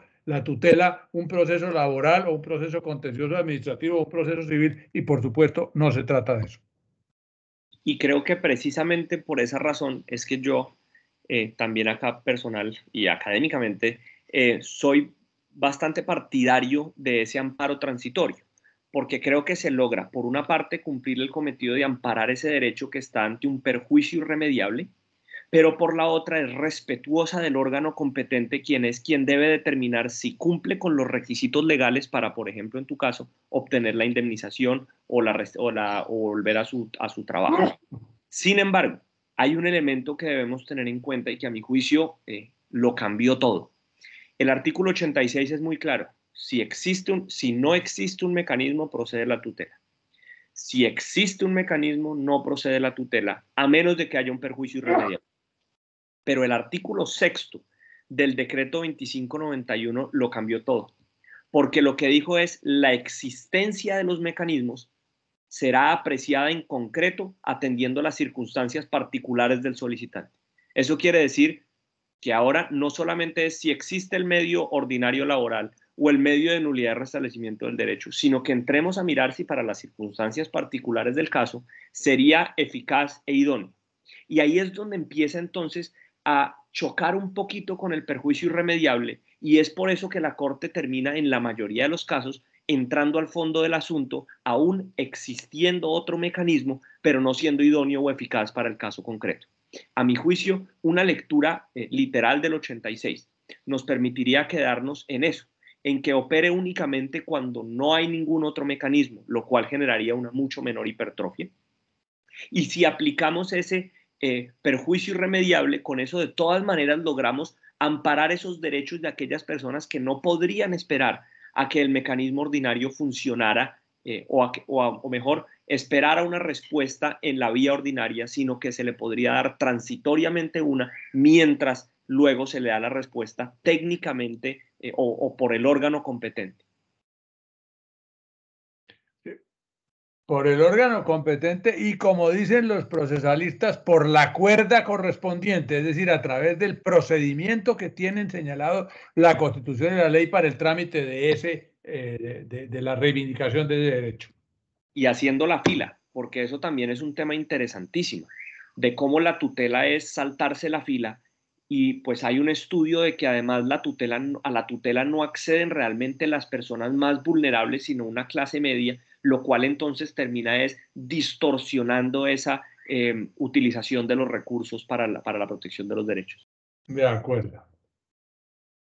Bueno, pero no sé si creo, doctor Sergio, que estamos violando nosotros derechos fundamentales del auditorio a que la cosa sea relativamente breve y no quiero que nos extendamos más de la cuenta. Nos quedan 2 preguntas en el panel y cerramos. Bueno. Juan José Díaz está... Muy brevemente, por favor, Juan José, bienvenido. Hola, muchas gracias. ¿Me escucha? Sí, señor. Perfecto, un saludo a los doctores Esguerra, mis profesores, y a todos los panelistas. Sí, cuando uno ve la historia del doctor Juan Carlos Esguerra sobre el origen de la tutela y lo que se pretendía, y lo asocia con la afirmación del doctor Nicolás, que me parece muy acertada, y es que la tutela se ha convertido en la plataforma para los cambios sociales. Creo que esa no era la intención, y creo que si vemos en retrospectiva, sin la tutela muchos cambios que hoy tenemos no hubieran sido posibles. Y para bien o para mal, eso es una realidad, es algo que ha pasado. Y creo que hay algo importante para destacar recientemente, y es que la Corte Constitucional, un comunicado reciente, todavía no publicado el texto de la sentencia, utilizó la tutela en un campo que ha sido muy discutido, y es el tema de la reforma constitucional. Si bien la Corte ya se había pronunciado sobre su competencia para para manifestarse sobre el fondo de las reformas a través del juicio de sustitución de la Constitución, con este comunicado de sentencia de lo de las curules de la paz, pareciera abrir la puerta a que eso también se pudiera hacer de vía tutela. Entonces me gustaría saber qué opinan, digamos, los panelistas, de que la tutela se empiece a utilizar para temas de reforma de la Constitución. Muchas gracias. A ver, Nicolás. No, yo de ese caso en concreto no me puedo pronunciar, además es de ponencia de mi despacho, entonces preferiría no pronunciarme al respecto. Bueno, yo digo sobre eso una cosa pues muy rápida y muy genérica, y es la siguiente. Por supuesto, ni la tutela ni tampoco, como también ha ocurrido, la acción de inconstitucionalidad pueden servir el propósito de que los jueces, cualesquiera que ellos sean, pero en primer lugar la Corte Constitucional se conviertan en constituyentes y reformen la Constitución, porque para eso no están instituidos ni la tutela, ni la acción de inconstitucionalidad, ni ninguno de los instrumentos que están establecidos en la Carta Política. Desde luego que no. De la misma manera como la Corte ha cometido, en mi opinión, el error, lo digo con todo respeto, de convertirse en legislador en ciertos casos, también se ha cometido el error, más grave aún, de convertirse en constituyente en algunos otros y de reformar la Constitución so pretexto de interpretarla, y eso desde luego no puede ser. Ahora, por otro lado, también hay que tener en cuenta las cosas que ocurren en la práctica y que tienen que ver con aquello que le enseñaban a uno muy temprano en la Facultad de Derecho, que es la fuerza normativa de lo fáctico y la fuerza fáctica de lo normativo. Aquí, desde luego, estamos en presencia de efectos que lo fáctico ha producido en lo normativo y en el entendimiento de lo normativo y en la ampliación del ámbito de lo normativo, me parece, Juan José.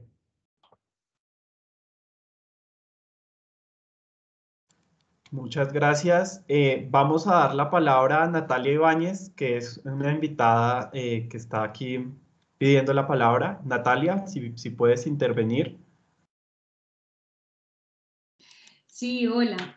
Buenas noches, creo ya, a todos. Yo inicialmente advertí que esta pinta, a diferencia de todos los panelistas tan elegantes, se debe a que definitivamente no estaba preparada para preguntar nada, porque simplemente vi esta convocatoria que puso Nicolás en LinkedIn. Somos compañeros de la universidad de hace ya unos años. Y para mí, simplemente quería decir que para mí es impresionante y muy nutritivo oír hablar al doctor Esguerra y a Nicolás. No le digo doctor porque le tengo un poco más de confianza, pero como oír esas dos posiciones que no sé si lo pudieron notar, se encuentran en unos puntos y se separan en otras. Entonces fue pues una conversación muy enriquecedora, ¿verdad? Desde una misma casa con diferentes puntos de vista.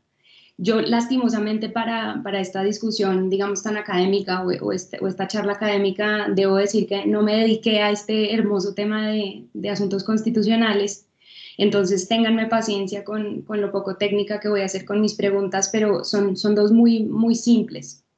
Una es que me llama la atención la propuesta de Nicolás de que los jueces no intervengan digamos, de una propuesta de que los jueces no intervengan eventualmente en este tema de las tutelas. Y solo quisiera como que desarrollara un poco esa idea, porque quisiera saber cómo, entonces, quién sería el llamado a hacerlo. Me parece muy interesante. Y ya para cerrar, la otra pregunta que le tengo al doctor Esguerra es, yo siento que este tema de la tutela para él es como un hijo, del cual él está pues muy orgulloso, y hoy en día es un adulto adolescente de 20 años, y quería preguntarle cómo lo ve. ¿Se le desvió su hijo ahora de adolescente y es rebelde y necio, o lo ve bien encaminado? No se refiere a mí. No me refiero a usted, me refiero al hijo tutela. Si lo ve bien encaminado y para donde, si todas esas cosas que soñó y que yo le oí decir en clase hace ya unos años, cuando su hijo tenía casi 10, su hijo la tutela me refiero, si todas esas cosas que soñó para Colombia cuando estaban sentados redactando ciertas disposiciones de la Constitución, hoy en día lo enorgullecen, o hay cosas que cree que son como un asterisco a mejorar, o cómo ve a su hijo la tutela, cómo le resultó este adolescente con las cosas que Nicolás, sentado desde la corte, le puede decir que son ya las reales, ya las de la vidita real, como dice el dicho. Muchas gracias. A ver, siguiendo el mismo símil, Natalia, de los hijos, pues ocurre con la tutela, lo mismo que con los otros. En primer lugar, es prácticamente de la misma edad de Nicolás, porque nacieron más o menos al tiempo. Es decir, Nicolás le lleva apenas unos meses a la acción de tutela, pero son unos pocos meses. De ambos estoy particularmente orgulloso por lo que han sido, por lo que han hecho, por el crecimiento que han tenido, porque han ido satisfaciendo los propósitos que detrás de ellos había, sin lugar a la menor duda. Y aquí me refiero específicamente al campo de la tutela. Es decir, en el caso de la tutela, creo que la República de Colombia toda y los colombianos todos tenemos motivos más que suficientes para enorgullecernos de lo que ella ha sido y de lo que ha significado y de lo que ha hecho. Ha sido, ha significado y ha hecho acercar la gente, el ciudadano de a pie a la justicia, resolver determinados casos que antes no tenían ningún tipo de solución, ningún tipo de solución. Pongo un ejemplo, el más elemental que se me viene a la cabeza, lo que ha sido para efectos de evitar las expulsiones que antes se daban de los colegios por obra y gracia de la decisión que tomaba una autoridad del colegio, o porque la niña quedó embarazada o porque resultó que no estaba conforme con los postulados y los principios que enseñaban ese tipo de cosas que antes existían, hoy ciertamente no.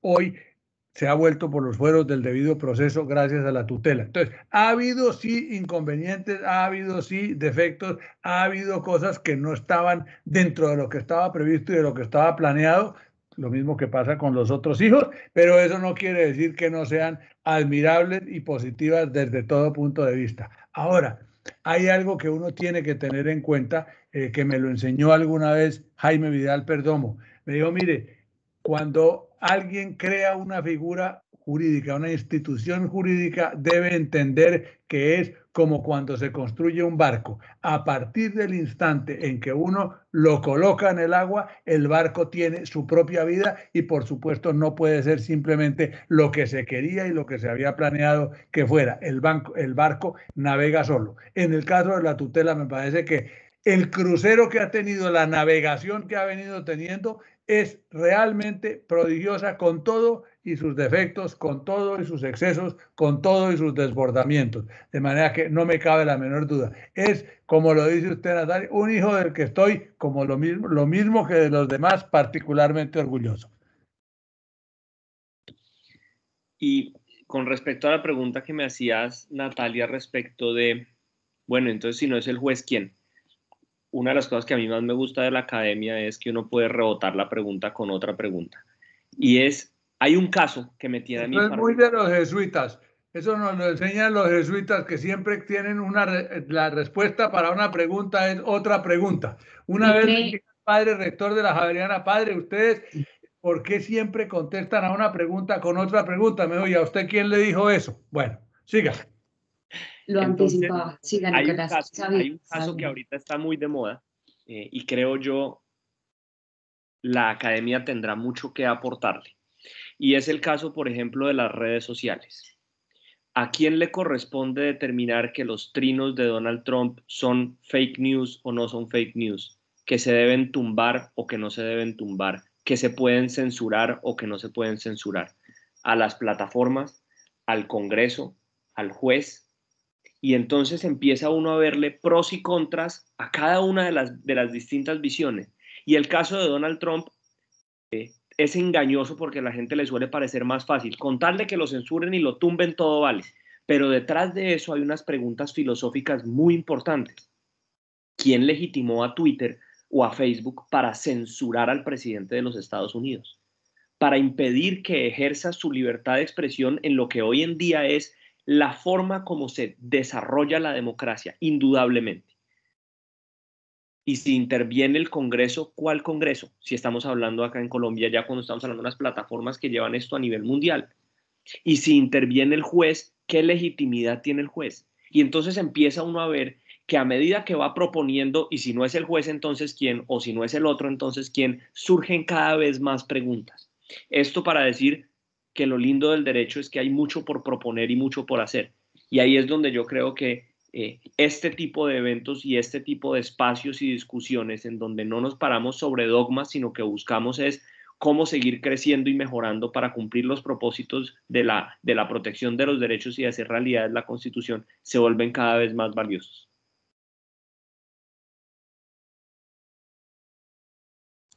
Bueno, muchas gracias, doctora Ángela y doctora Raquel. ¿Algo para finalizar que quieran decir? Ya.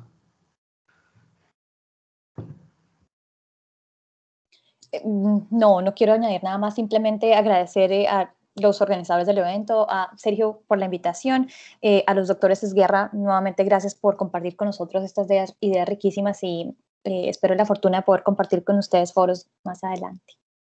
Yo también me sumo a las palabras de agradecimiento, tanto por el gusto de haber compartido con las doctoras Ángela y Raquel, por el gusto personal de haber vuelto a ver a Sergio, por la admiración profesional que le tengo al doctor Fabio, por la felicidad que me da estar en La Sabana por primera vez en un evento académico con ustedes, y aprovecho para decirles también un sueño cumplido de haber podido participar por primera vez como copanelista con mi papá, algo que me permitieron ustedes y que me siento muy honrado. Entonces, pues muchas gracias a todos los organizadores, a los participantes, a quienes hicieron preguntas y a quienes nos acompañaron hasta las 6:45 de la noche en un evento de Derecho Constitucional. Ojalá que se repita. Firmo todo lo anterior sin salvamento ni aclaración de voto. Muchísimas gracias. Muchas gracias a todos, de verdad. Muy interesante y aprendimos mucho, de verdad. Muchas gracias, doctor Fabio, muy amables por la invitación. Y a la Universidad de La Sabana nos ha honrado con esta invitación, muy amables. Sí, pero ahora sí quedaron con la deuda del libro, que vamos a hacer exigible, porque ya no la vamos a perdonar. Cuenten con eso, cuenten con eso. Muchas gracias, lo esperamos. Solo ahí sí aclaro mi voto para decir no el libro, sino los libros, porque somos dos, Nicolás y yo. Es uno por familia, doctor Esguerra, discúlpeme. No, señora, no. Cada niño con su boleta. Muchas gracias. Gracias. A ustedes, muchas gracias. La Universidad de La Sabana es su casa, que estén muy bien y me place Muchas mucho gracias. verlos. Hasta Muchas luego. gracias. Muchas Un abrazo. gracias. Hasta luego.